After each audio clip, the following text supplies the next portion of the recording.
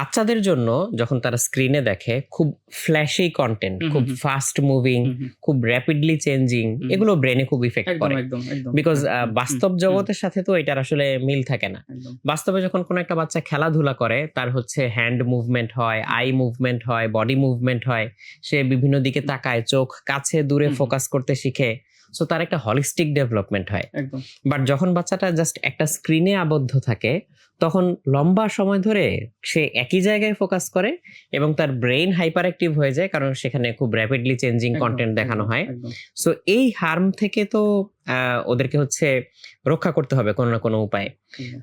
বাবা মাকে এই জিনিসটা আসলে বুঝতে হবে অবশ্যই। সেটা হচ্ছে যে আমরা ফিজিক্যাল হার্ম হলে দেখতে পাই যে আমার একটা আঙ্গুল কেটে গেল, হাত কেটে গেল, পা কেটে গেল, বাট ব্রেনের ভিতরে যে ড্যামেজ হচ্ছে কন্টিনিউয়াসলি, এরকম অনেকগুলো স্টাডিজ হয়েছে এই জিনিসগুলো নিয়ে, যে বাচ্চাদের স্ক্রিন টাইমের কারণে ব্রেনের যে একটা লেয়ারের সাথে আরেকটা লেয়ারের যে সংযোগ, সেই সংযোগগুলো হচ্ছে উইক হয়ে যাচ্ছে, একদম, একদম। তাদের সিনাপস কানেকশন গুলো দুর্বল হয়ে যাচ্ছে, ইভেন ব্রেনের গ্রে ম্যাটারের ডেন্সিটি কমে যাচ্ছে। একদম, এগুলো হচ্ছে এমআরআই করে হচ্ছে দেখানো হয়েছে বিভিন্ন স্টাডিজ এর মধ্যে। একদম সো এইটা বাবা মাকে অবশ্যই সচেতন হতে হবে যে এমন কোনো কন্টেন্ট দেওয়া যাবে না যেটাতে তার হচ্ছে হার্ম হয়। একদম কিন্তু এখন টেকনোলজির যুগ, আমরা বাচ্চাদেরকে হয়তো পুরোপুরি রেস্ট্রিক্ট করে রাখতে পারবো না, কিন্তু এমন কন্টেন্ট দিতে হবে যেটা হচ্ছে তার জন্য এইজ অ্যাপ্রোপ্রিয়েট, একদম, তার জন্য একদম, উপযোগী। একদম। এবং এখানে টাইমের ব্যাপারটা ইম্পর্টেন্ট, যেটা আমি যদি WHO রেফারেন্সটা দিই, 0 থেকে 2 বছরের শিশুদের জন্য একদম জিরো জিরো স্ক্রিন টাইম।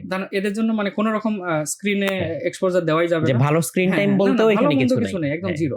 আর 2 থেকে 5 তাদের জন্য দিনে সর্বোচ্চ 1 ঘন্টা, তাও কয়েকটা ইন্টারভেলে, একবারে না, টানা 1 ঘন্টা না, কয়েকটা ইন্টারভেলে দিনে সর্বোচ্চ 1 ঘন্টা।